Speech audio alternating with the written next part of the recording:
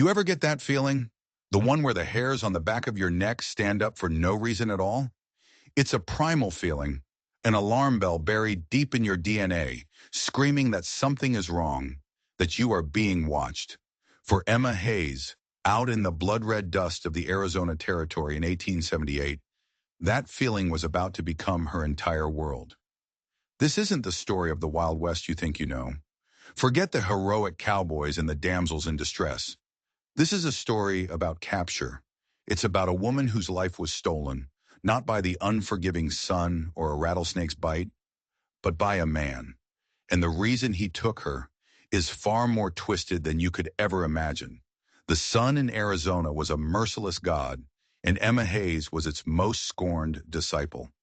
Every single morning, it rose with a painter's cruel flourish, splashing violent hues of orange and pink across the vast, indifferent sky, before settling into a flat, white heat that baked the very soul.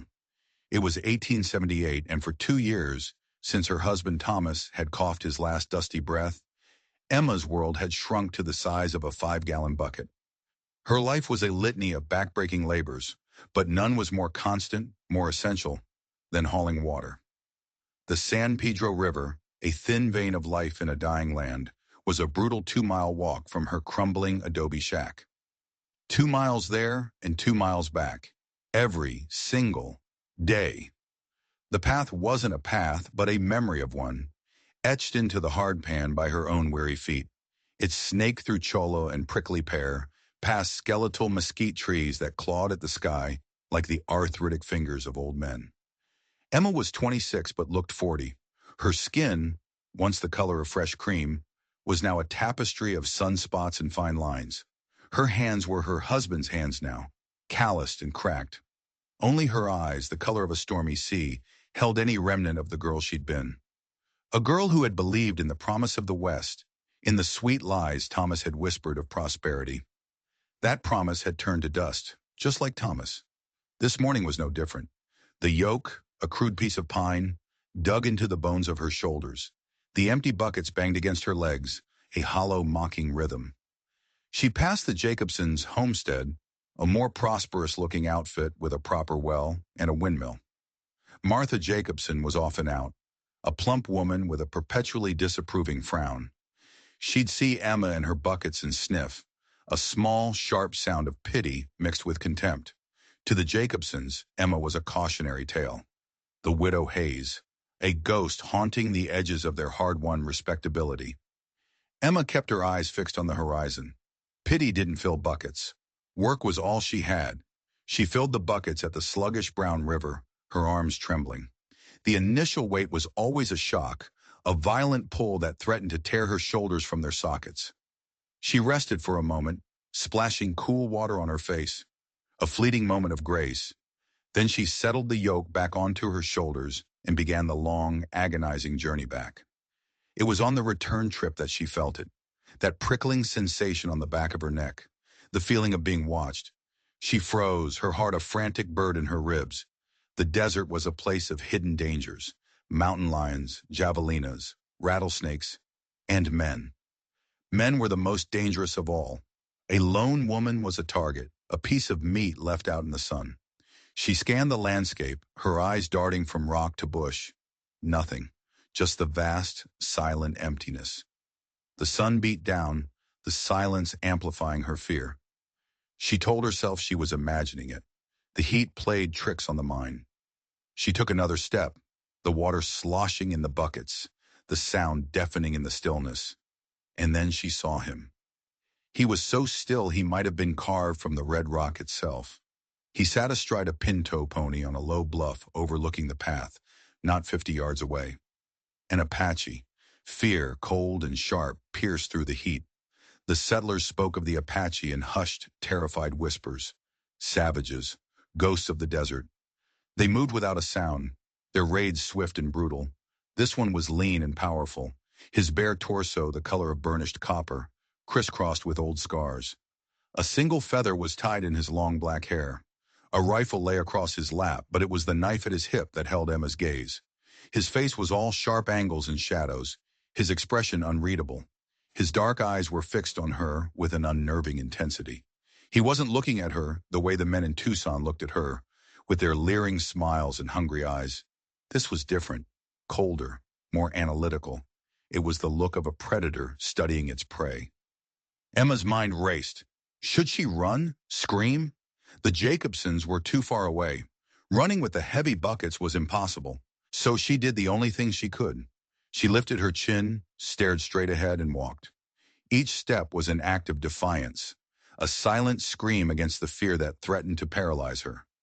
She could feel his eyes on her, a physical weight on her back, one foot in front of the other. That was all there was. She didn't dare look at him again. She just walked, her heart hammering against her ribs. She walked until the bluff was behind her, until she could no longer feel his gaze. Only then did she allow herself a small, shuddering breath. She made it back to the shack, her body screaming in protest.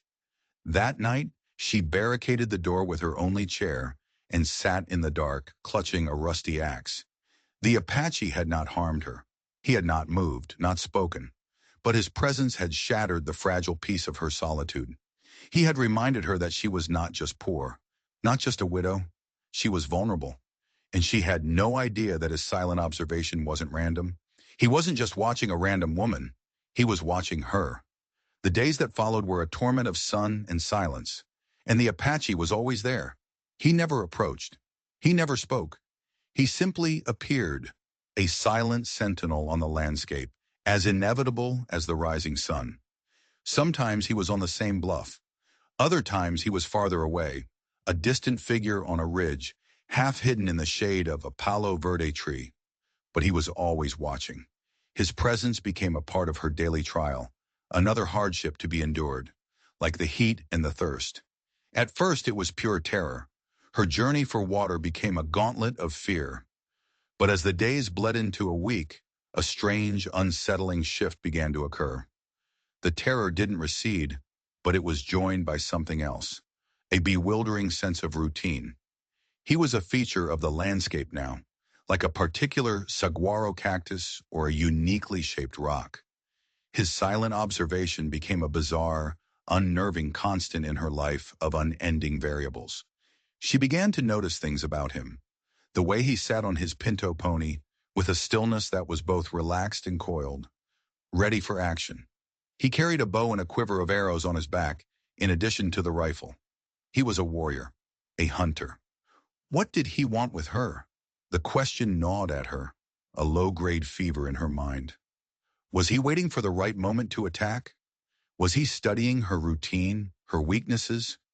Or was this some kind of cruel, psychological game, a way to terrorize the lone white woman until she fled or went mad? She didn't dare tell anyone. What would she say? That a man was watching her from a distance? They would either dismiss her as a hysterical female, or worse, form a posse and go after him. The thought of the violence that would unleash, the bloodshed that would inevitably follow, terrified her almost as much as the Apache himself. An Apache warrior killed by settlers would bring the wrath of his entire tribe down on them all. Their small, fragile community would be wiped out, so she kept her silence, the secret of burning coal in her throat. She had a feeling, deep in her gut, that this was about more than just a random raid. There was a purpose to his vigil, a reason he was watching her, and not the plump, prosperous Martha Jacobson. She just couldn't figure out what it was. One afternoon, the monotony of her fear was shattered by a new, more immediate threat. She was on the return journey, the sun at its zenith, the buckets at their heaviest. She was halfway home when two men on horseback appeared on the path ahead of her. They were not from the settlement. They were rough-looking men with sun-scorched faces and mean squinting eyes. Prospectors, most likely, their dreams of gold having long soured into a bitter resentment of the world. "Well, looky here, Jeb," the first one said, his voice a gravelly drawl. He had a greasy beard and tobacco-stained teeth. "Looks like we found ourselves a little desert flower." The other one, Jeb, a lanky man with a cruel twist to his mouth, licked his lips. "A mighty thirsty flower by the looks of it, carrying all that water. Must be for her man." "Don't see no man," the first one said, his eyes roaming over Emma's body with a raw, possessive hunger. Just a pretty little thing, all by her lonesome. Emma's blood ran cold. She stopped, the yoke cutting deep into her shoulders. Please, she said, her voice barely a whisper. Let me pass. Jeb laughed, a harsh, ugly sound. Oh, we'll let you pass, darling. But first we might require a small toll. A little hospitality for two weary travelers. He started to dismount, his intentions sickeningly clear. Panic seized Emma. She was trapped. She opened her mouth to scream, though she knew it was useless. And then a shadow fell over them. Both men froze, their heads snapping up. Emma followed their gaze. The Apache was there. He was no longer on a distant bluff. He was on the path, not 20 feet behind her, his pinto pony silent as a ghost. He must have followed her, using the terrain for cover. He had his rifle in his hands now, held loosely, but with an air of absolute competence. His face was a mask of cold fury. His dark eyes were fixed on the two prospectors, and in their depths was a look of such chilling menace that Emma felt a tremor of fear for them. "What the hell?" the bearded man stammered, his hand inching towards the pistol at his hip. The Apache spoke. His voice was low, guttural, a sound like stones grinding together. He spoke in his own tongue, a short, sharp burst of words. Emma didn't understand them, but the meaning was unmistakable. It was a command, a warning, an ultimatum. Jeb, the lanky one, seemed to recover his bluster. "We ain't afraid of no redskin," he sneered, though his voice trembled. "There's two of us and one of him." The Apache's response was not verbal. With a movement so swift it was almost a blur, he raised the rifle to his shoulder. There was no hesitation, no wasted motion. He didn't aim at the men. He aimed at a large chala cactus about 10 feet to their right. The crack of the rifle shot echoed through the canyon. A chunk of the cactus exploded in a shower of spines and green flesh. It was a display of marksmanship that was as terrifying as it was impressive. The message was clear. The next shot would not be a warning.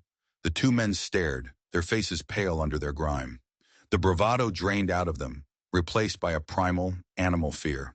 They had stumbled into a situation they didn't understand. A confrontation with a man who was not just a savage, but a warrior in his own element. The bearded man slowly raised his hands. All right, no trouble. We're just moving on." They spurred their horses and galloped away, their dust trail a testament to their haste. Emma stood rooted to the spot, her body shaking uncontrollably.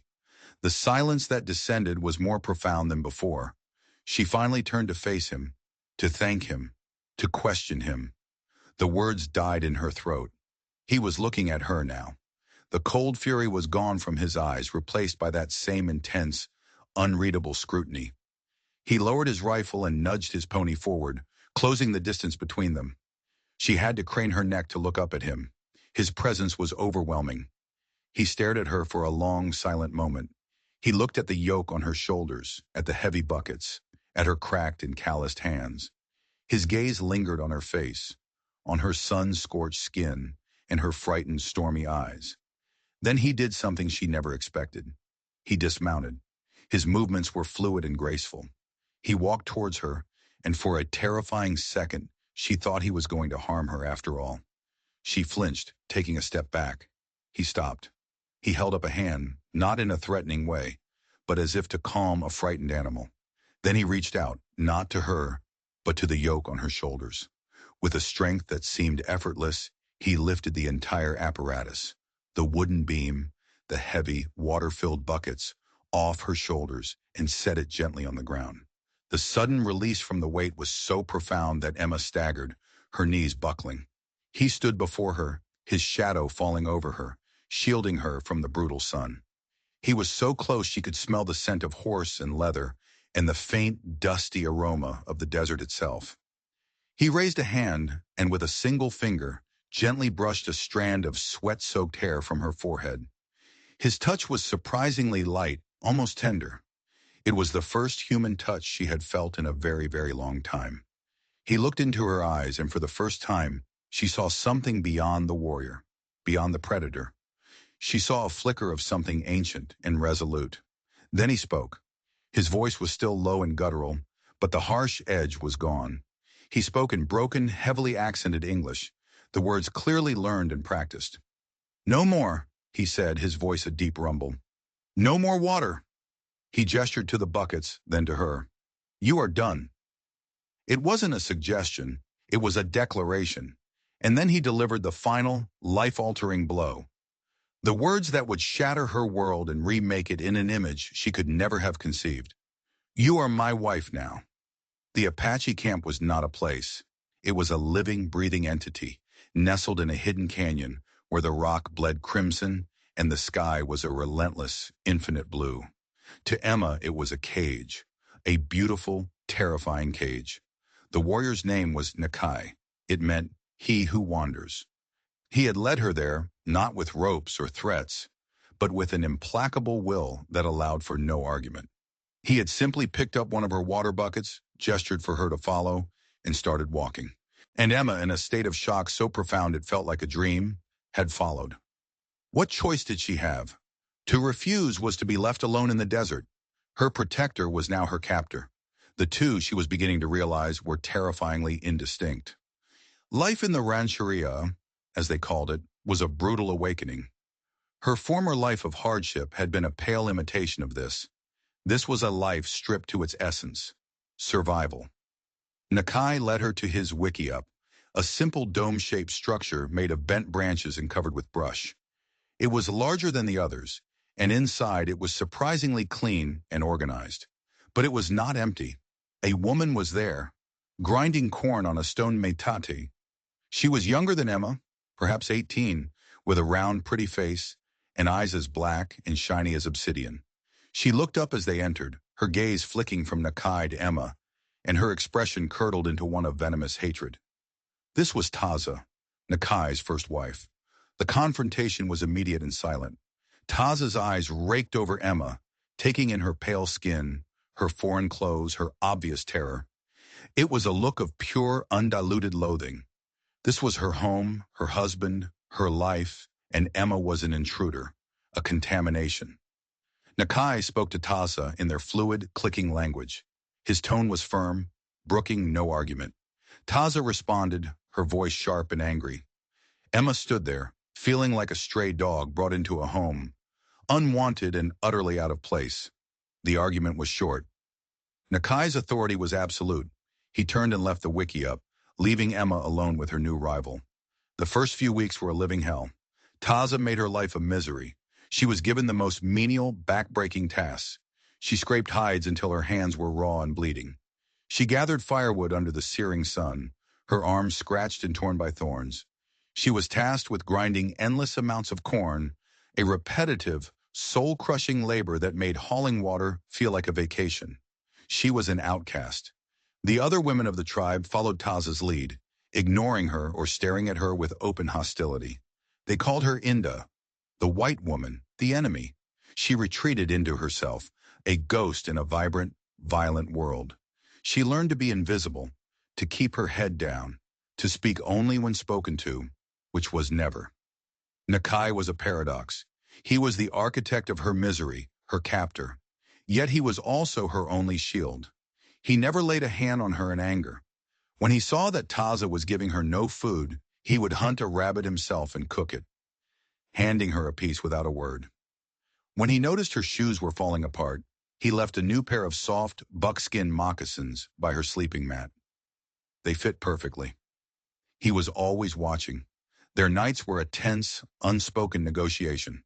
He would lie on his side of the wickiup with Taza, and Emma would feign sleep, her body rigid. He had called her his wife, he had claimed her, but he did not touch her, not in the way a husband touches a wife. It was a strange, unsettling form of mercy that she didn't understand. It made her feel less like a wife and more like a possession, an object he had acquired and was now deciding what to do with.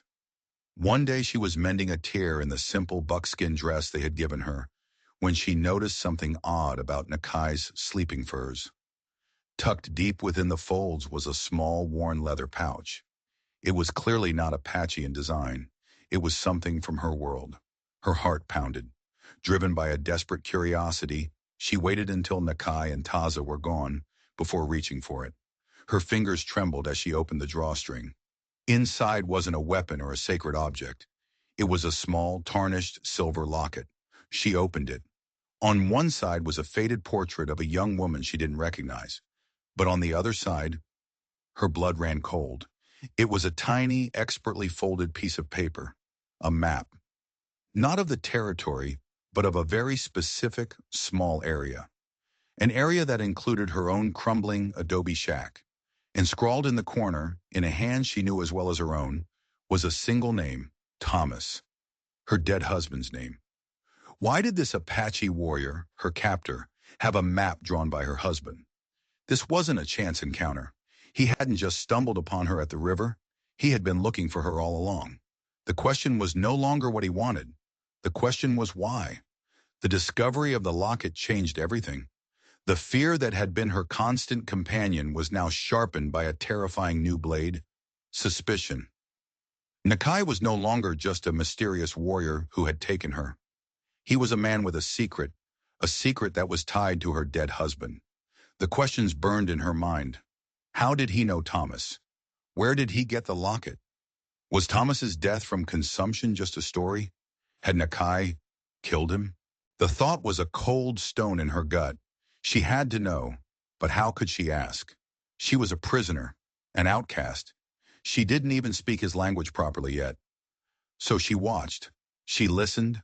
She learned. Her existence became a silent investigation. She started paying attention to the men who came and went from Nakai's wiki-up. She noticed that he was not just a warrior, he was a leader. Men deferred to him. They spoke of raids and scouts, of movements of the bluecoats, the cavalry, and sometimes they spoke of the Inda, who moved through their lands not to settle, but to search. Men who were not soldiers. They carried strange metal tools and followed maps. Prospectors, like the two who had attacked her. The pieces started to click into place, forming a picture she didn't want to see. Thomas had been a dreamer, always talking about a big strike, a vein of gold that would make them rich.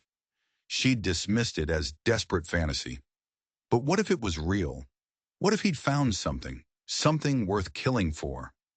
One evening, a raiding party returned to the camp, celebrating. They brought back horses, rifles, and whiskey, looted from a freight wagon. They also brought a scalp. It was long and blonde, the color of her own hair.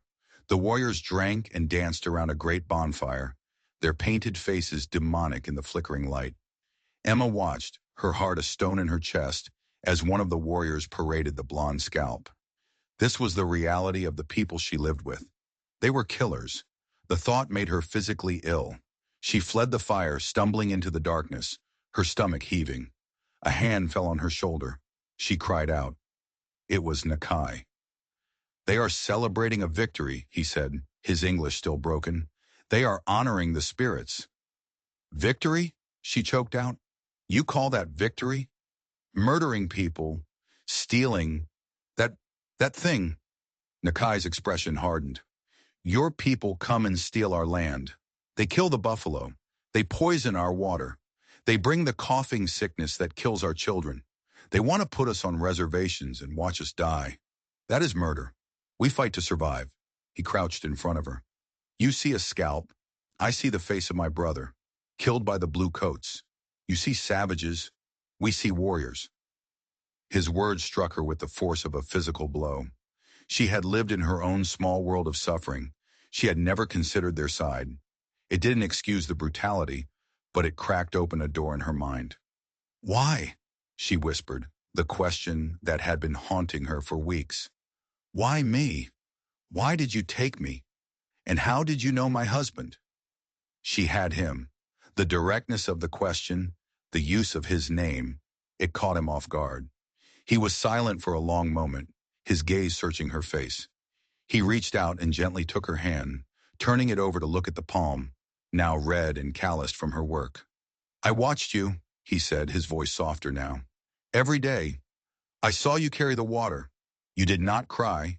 You did not complain. You did not stop. You carried the weight.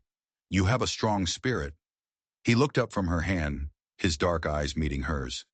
A strong spirit is a great prize. He was evading the real question. The locket, Nakai. she pressed, her voice trembling but firm. The map. It was Thomas's. Where did you get it? His face became a stone mask. The moment of connection was gone, replaced by the warrior's impenetrable shield. Your husband was a foolish man, he said, his voice flat and cold. He walked in places he did not belong. He made promises to dangerous men. What promises? She demanded. He promised them gold, Nakai said. Gold that is on sacred Apache land. Our land. So it was true. Thomas had found something. Did you kill him? The words were barely a whisper. Nakai stood up, towering over her. The sickness killed your husband, but it was not the only thing hunting him.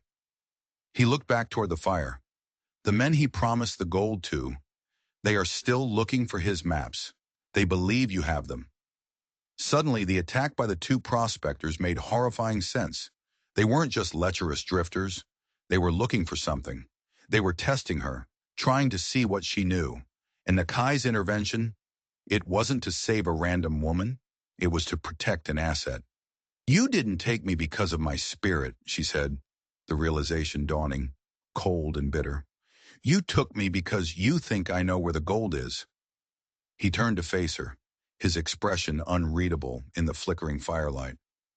I took you because the men your husband betrayed are coming. They will not stop, and they will not be as gentle as I have been. The cage had just become infinitely more complex. She wasn't just a captive wife. She was a pawn in a deadly game over her husband's secret treasure. Nakai hadn't saved her from a random danger. He had claimed her before his enemies could. And now she was trapped between a tribe of warriors who saw her as a key and a group of ruthless killers who saw her as an obstacle. The mountain of her spirit he so admired was standing right on top of a gold mine. And everyone had a shovel. The seasons turned. The merciless sun of summer relented, and a crisp wind began to whisper down from the high mesas.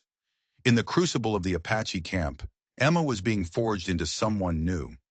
The transformation was not a decision she made, but a current that carried her.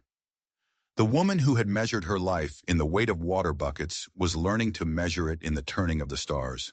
Her body, once a vessel of exhaustion and sorrow, was becoming an instrument of survival. Her hands toughened into leather. She learned to weave watertight baskets from yucca fibers, her fingers remembering ancient patterns whispered by one of the elder women, a crone named Lo San, who saw the strength in Emma long before Nakai had given it a name. She learned the language. It seeped into her, the sharp clicking commands of the men, the soft lullabies of the mothers. The sounds that had once been an alien barrier were now becoming a bridge. She even began to dream in Apache. Her relationship with Nakai remained a vast, uncharted territory. He was still her captor, the silent center of her universe. He had not touched her again. He still shared his sleeping mat with Tassa, a nightly ritual that was both a relief and a strangely persistent ache in Emma's chest. Taz's open hatred had calcified into a sullen, watchful resentment. She could not break the white woman, and in a culture that revered strength, this failure was a constant, public humiliation. Emma's quiet endurance had become its own form of power. Nakai provided for her with a detached but thorough efficiency. A new pair of moccasins would appear when her old ones wore thin. The choicest cut of meat would be placed on her plate. One evening he returned from a hunt and stopped before her. He opened his hand. On his palm lay a single, perfect eagle feather. He laid it gently beside her and walked away without a word. It was not a gift of affection. It was a tribute to the spirit he had claimed.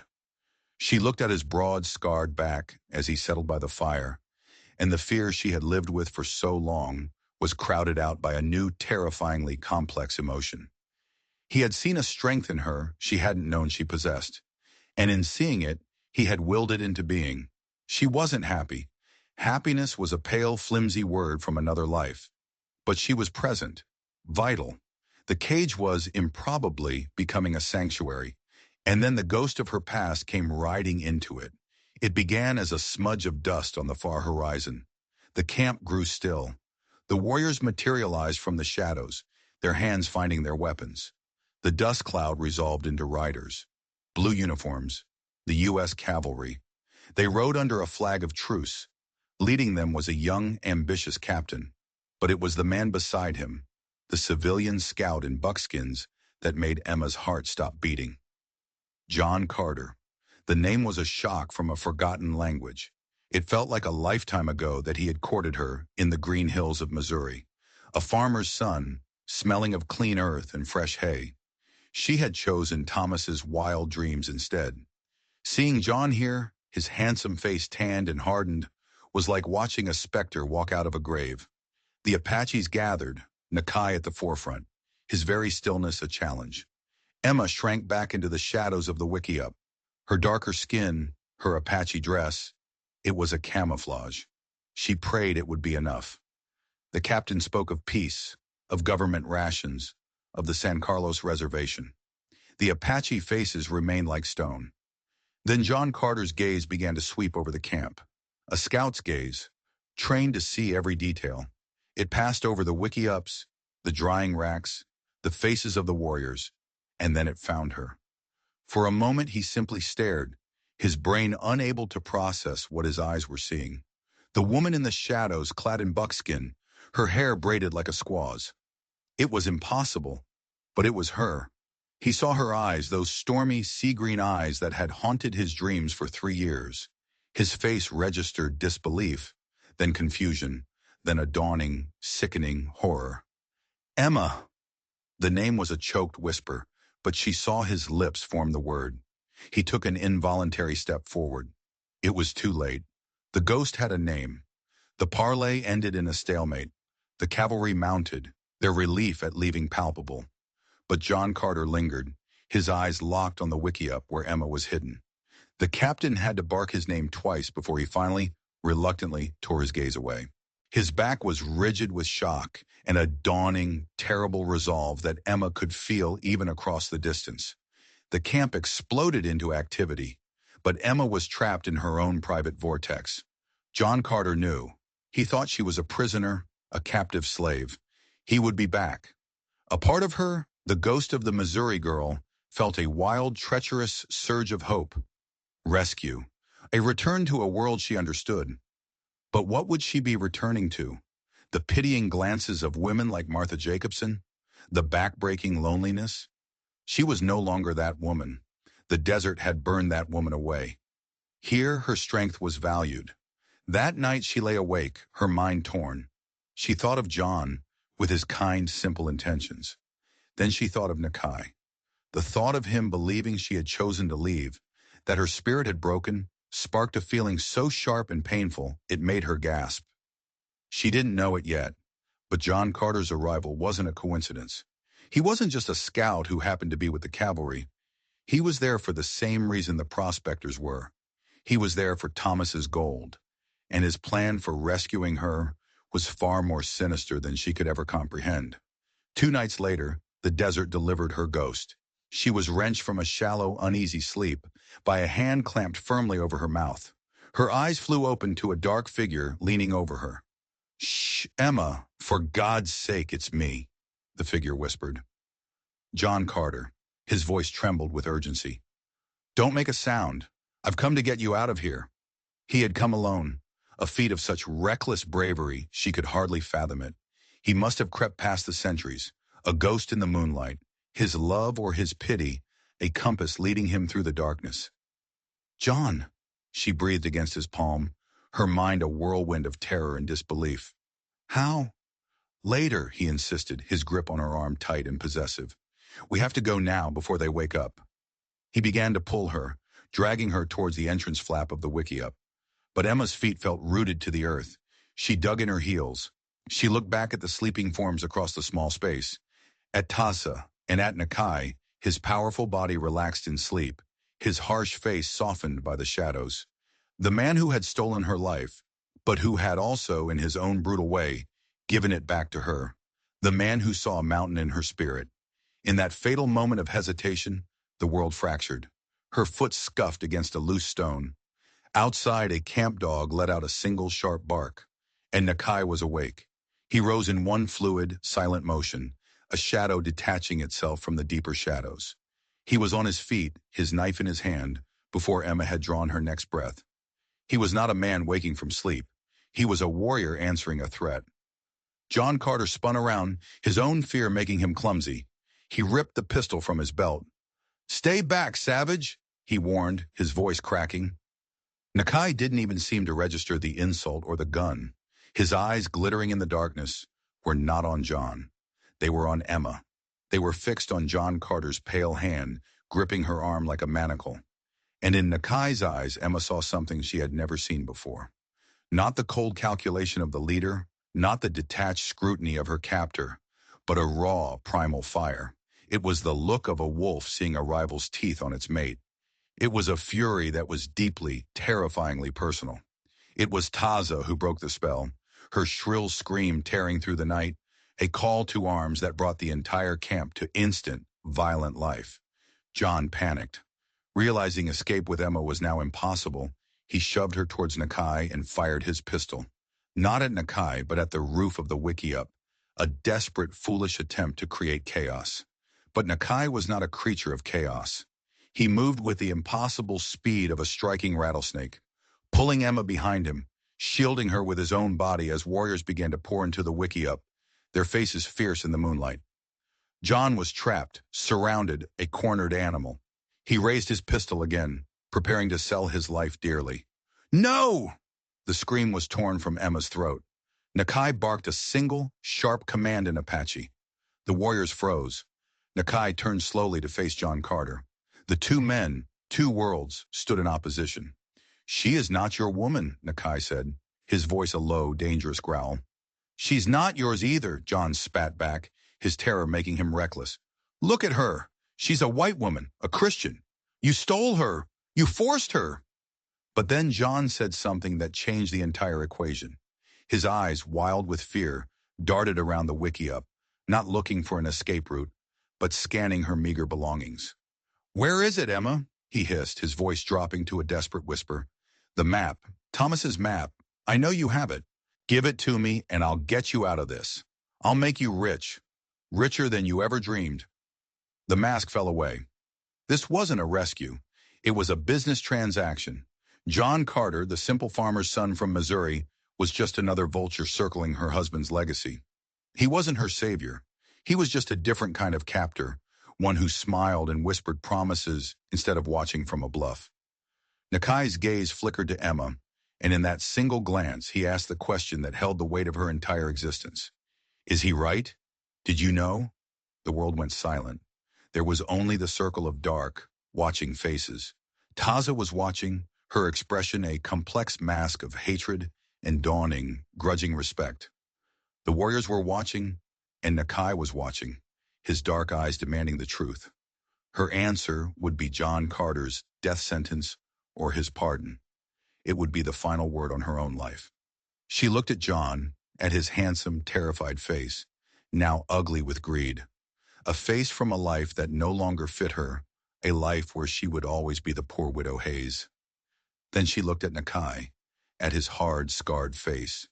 The man who had seen a mountain inside her when all she had felt was dust and ashes. The man who had taken her for a treasure map, but had given her a name that meant strength. She took a deep breath, the cold, clean air of the desert filling her lungs, clearing her mind. And she made her choice. Slowly, deliberately, she stepped forward. She moved out from behind the shelter of Nakai's body, away from John Carter's world, and stood beside her captor. She reached out her hand, her calloused, capable, Apache hand, and placed it firmly on Nakai's arm. She looked John Carter directly in the eye, her own gaze clear and steady. Her voice, when she spoke, held no trace of the frightened woman he had once known. "You are wrong," she said, the words falling like stones into the silence. "I am not a prisoner." She turned her head, looking up at the harsh, beloved face of the warrior beside her, the man who was her husband. "I am home." The words hung in the cold night air, an impossible, irrefutable truth. John Carter stared, his face collapsing with heartbreak and utter incomprehension. Nakai looked down at her hand on his arm, and for the first time in the depths of his dark warrior eyes, she saw the mountain reflected back at her. And it was not breaking. It was finally, immovably settled. Emma's choice was made. Not a choice between two men, but between two worlds, two versions of herself. But what no one in that wiki-up knew was that her choice had just triggered an even bigger threat. John Carter wasn't working alone. He was the scout for a much larger, more powerful organization, led by a ruthless railroad baron who had been financing Thomas's explorations. And now that Carter had failed, they would stop sending scouts. They would send an army. Emma hadn't just chosen a home. She had chosen a side in a war she didn't even know had begun. Her story of capture was over. Her story of survival was just beginning. What do you think? Did Emma make the right choice? Let me know in the comments below. Her journey is a stark reminder that survival isn't just about breathing. It's about discovering what makes your heart beat. It's a testament to the fact that home is not always the place you were born, but the place you are forged. And what happened next when the full force of the railroad came crashing down on Nakai's hidden canyon? Well, that's a story for another time. If this journey into the raw, untamed heart of the West moved you, please show your support. Hit that like button. Share this story with someone who appreciates real drama. And most importantly, subscribe to the channel for more tales from the frontier that history books are afraid to tell. Your support allows us to keep these stories alive. Thank you for watching.